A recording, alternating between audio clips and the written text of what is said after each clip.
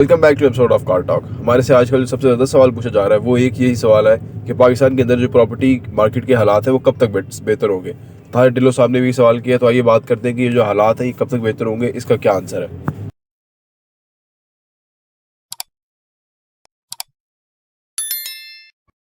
बिस्मिल्लाहिर्रहमानिर्रहीम, अस्सलाम वालेकुम रहमतुल्लाहि व बरकातुहू। देखिए जी, जो बिज़नेस के हालात हैं कब बेहतर होंगे, इसमें दो बातें हैं। जो लोग काम कर रहे हैं ना, जो कर रहे थे हाउसिंग सोसाइटियों के फॉर्म बेच रहे थे, या जो मतलब प्लॉट्स में जो बहुत ज़्यादा लोग इन्वॉल्व हैं, वो तो बुरी तरह मुतासर हुए हैं। वो तो हम आपको बताते ही रहते हैं कि वो तो उनका तो काम ही ठप है बिल्कुल, और काम मुश्किल हो गया उनके लिए ना, क्योंकि लोग अवेयर हो रहे हैं।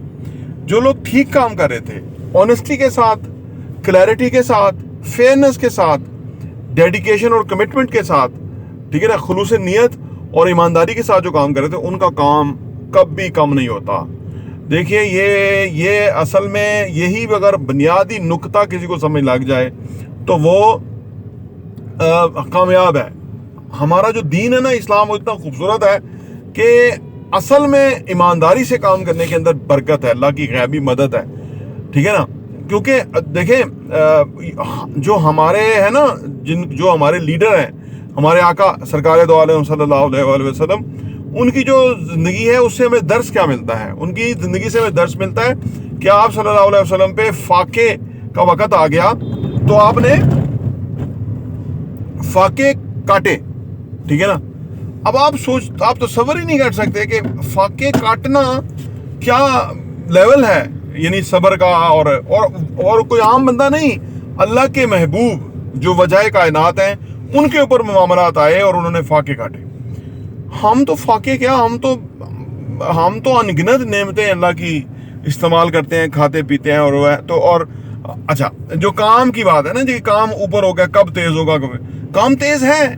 मैं अर्ज कर रहा हूं ना, जिन लोगों ने गलत का पैसा बनाना था उल्टा सीधा, उनके लिए काम नहीं है, उनके लिए मसाइल हैं और आएंगे मसाइल, क्योंकि लोग अवेयर हो गए हैं। लोगों को पता है कि वहाँ फार्म खरीदने में कुछ नहीं है, प्लॉट में पैसा डुबोने से, ज़मीन में पैसा दबाने से कोई फ़ायदा नहीं है। अभी भी लोग दबा के बैठे हैं और वो कह रहे हैं कि शायद वो उस मुर्दे में जान डल जाएगी, ठीक है ना। ये इसी तरह की बात है, उस मुर्दे में शायद जान ना डले, क्योंकि गवर्नमेंट ने टैक्सेशन ऐसी कर दी है कि आप प्लॉट के अंदर पैसा नहीं रख सकते, पार्क कर सकते। माजी में लोग करते थे, आज भी टिपिकल प्रॉपर्टी डीलर प्लाटों में काम कर रहे हैं, जो टिपिकल है। और वो प्लाटों को आज भी पता नहीं वो सोना चांदी से अगली कोई चीज बना के लोगों को खराब कर रहे हैं, उनके जहन कि जी ये बहुत कीमती हो जाएंगे और ये हो जाएंगे। ठीक है, हो भी सकते हैं, लेकिन आज की जो रियल एस्टेट है, दैट टोटली चेंज। आज वो रियल एस्टेट नहीं चलेगी कि प्लॉट आप 2 4 5 खरीद लें और उसके बाद आप उसमें बहुत कमा लेंगे, क्योंकि प्लॉट को प्रैक्टिकल चीज बनने में जो एफर्ट दरकार है ना, वो बहुत मुश्किल है। और वो जो करेगा तो वो ज्यादा कमाएगा। अगर प्लॉट हो, उस पर घर बनाता है, या उस पर कोई बिल्डिंग या कंस्ट्रक्शन या कोई अपार्टमेंट या कोई शॉप या कोई ऑफिस या कोई फिनिश चीज में कन्वर्ट कर देता है, तो वो ज्यादा कमाएगा। अगर एग्रीकल्चर लैंड है तो उसको एक फार्म हाउस का टच दे दे। 5 कनाल का फार्म हाउस है, खूबसूरत से 2 कमरे हैं, आगे बैठने की जगह है, खूबसूरत सी फ्रूट्स ट्रीज लगे हुए हैं, बाकी सारा कुछ है, तो उसके काम आज भी उसका ग्राहक है, हर वक्त होगा उसका ग्राहक, ठीक है ना। मसला ये है कि आप जो जेन्युइन काम नहीं करते, उन्होंने वो फार्म देना तो नहीं होता, उन्होंने तो एक कागज देना होता है, और वो कागज आज लोग लेने के लिए तैयार नहीं है। वो सारी लीगैलिटीज मांगते हैं, वो सारी रिक्वायरमेंट मांगते हैं, इसलिए उनका काम ठप है। जो जेन्युइन काम कर रहे हैं, आज भी अगर आप फर्ज करें 10 फार्म 5-5 कनाल के बनाते हैं लैंड के ऊपर, और उसके ऊपर आप रीजनेबल अपना प्रॉफिट मार्जिन रखते हैं, उसको एक डेवलप शेप में आप लोगों को देते हैं, ग्राहक मौजूद है, आपके 10 हाथ बिक जाएंगे, आपको बेचने का मसला ही नहीं कोई।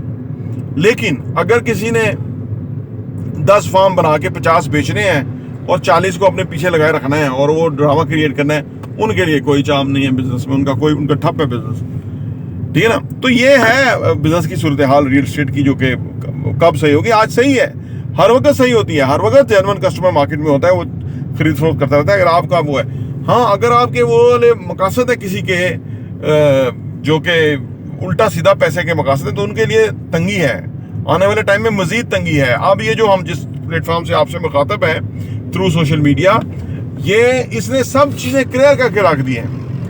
लोगों को मार्जिन्स का पता है, लोगों को पता है कि क्या करना है, क्या नहीं करना, किधर कितने की क्या चीज मिल रही है, ठीक है ना। तो अब उन लोगों के लिए, जो लोग गलत काम करते हैं, यानी जो लोग कोई छुपाते थे बीच में चीजें, या कोई टॉप लगाते थे, या कोई, उनके लिए कोई चाम ज्यादा नजर नहीं आ रहा। लेकिन जो फेयरनेस से काम करने वाले उनके लिए बहुत काम है।